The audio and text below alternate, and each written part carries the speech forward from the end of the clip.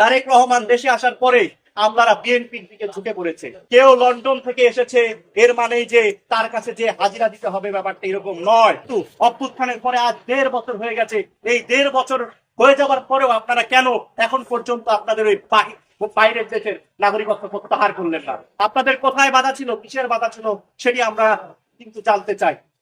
আমরা স্পষ্ট ভাষায় বলে দিতে চাই, আপনারা মূলত বাংলাদেশে আসলে বাংলাদেশের জনগণের সেবা করতে আসেননি। আপনারা বাংলাদেশে এসেছেন বাংলাদেশের সম্পদ, রাষ্ট্রীয় সম্পদ লুটতরাজ করে, মানি লন্ডারিং করে দেশের বাইরে টাকা পাচারের উদ্দেশ্যে আপনারা আবার এসেছেন। আমরা স্পষ্ট ভাষায় বলে দিতে চাই, যারা বাংলাদেশের সম্পদ লুট করার ধান্দায় আছে, যারা চাঁদাবাজি, টেন্ডারবাজি এবং ঋণ খেলাপি করার ধান্দায় আবারও নেমেছে, আপনারা আওয়ামী লীগের যে করুণ পরিণতি হয়েছে সেটাকে ভুলে যায় না। আমরা কিন্তু একই পরিমাণে এই জায়গায় আপনাদেরকে ছাড় দেব না। আমরা স্পষ্ট ভাষায় বলে দিতে চাই, যারা রাষ্ট্রীয় সম্পদ লুণ্ঠন করে ঋণ খেলাপি হয়েছে তাদের মনোনয়ন কোনোভাবে বৈধ করা যাবে না।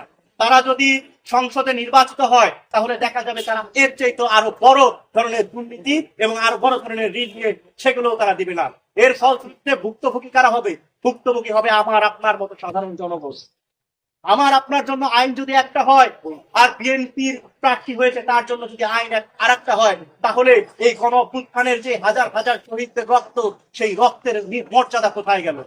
বারবার শুধু আমরা দেখতে পাই বাংলাদেশের জনগণ বারবার রাষ্ট্রের প্রয়োজনে, রাষ্ট্রের স্থিতিশীলতার প্রয়োজনে ফ্যাসিবাদের বিরুদ্ধে বারবার আন্দোলন সংগ্রাম করে, তাদের জীবন উৎসর্গ করে। কিন্তু আমরা দেখতে পাই এই লুটেরা শ্রেণীর কারণে, এই ধরনের ব্লাডি ফরেনারদের কারণে আমাদের সেই শহীদদের রক্ত বারবার বৃথা যায়।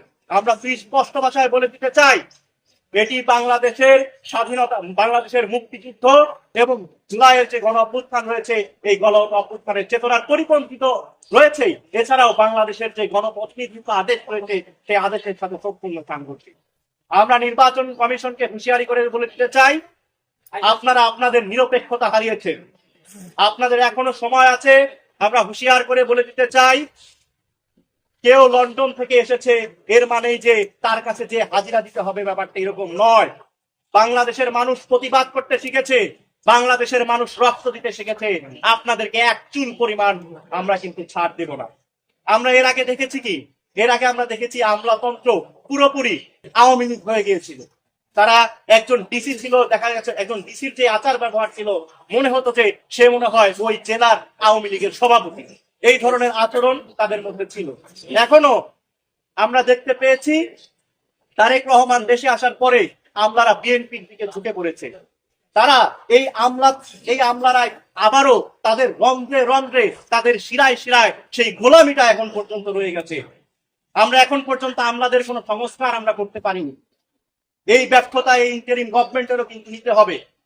আমরা স্পষ্ট ভাষায় বলতে চাই, এই আমলারা যদি আবারও কোনো বিশেষ গোষ্ঠী বা বিশেষ দলকে সুবিধা দেওয়ার জন্য কোন ধরনের চক্রান্ত কিংবা ষড়যন্ত্র করে, আমরা কিন্তু এর কঠিন থেকে কঠিন জবাব দেব। এছাড়াও গত 15 বছরে যে সকল আমলারা খুন, গণহত্যা এবং নির্বাচনের ভোট চুরির সাথে সম্পৃক্ত ছিল, তাদের তালিকা আমরা প্রস্তুত করছি এবং তাদের প্রত্যেককে বিচারের মুখোমুখি হতে হবে।